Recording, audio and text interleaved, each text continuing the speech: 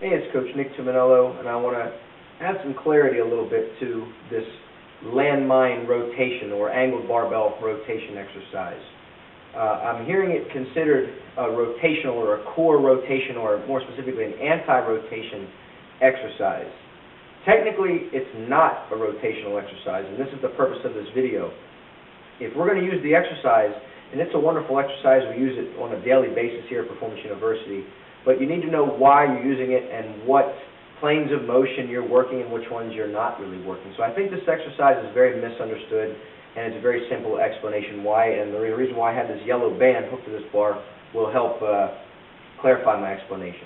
So, it's not a rotational exercise. Here's why. When I hold this bar above my head like so, the band right now is representing gravity, so gravity is pulling straight down. So right now the bar is pulling me more into flexion, and I'm having to go into extension to resist that.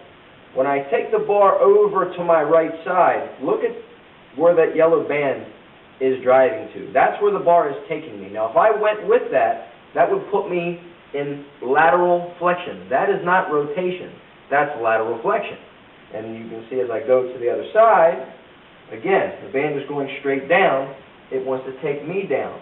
If this was taking me into rotation, the band would be going off in that direction. Or when I came over here, the band would be going off in that direction. That would be pulling me into rotation.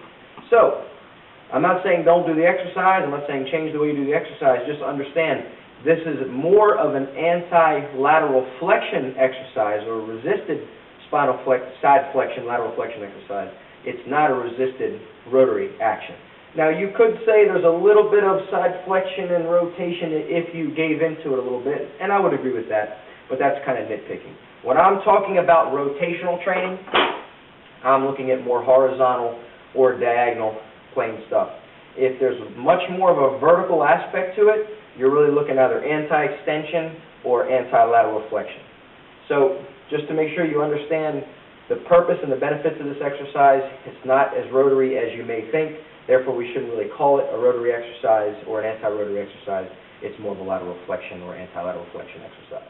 So I hope that adds some clarity to the benefits of this exercise and gives you a better way to classify it and a better understanding of where it would fit into your program and to better help your clients with their goals.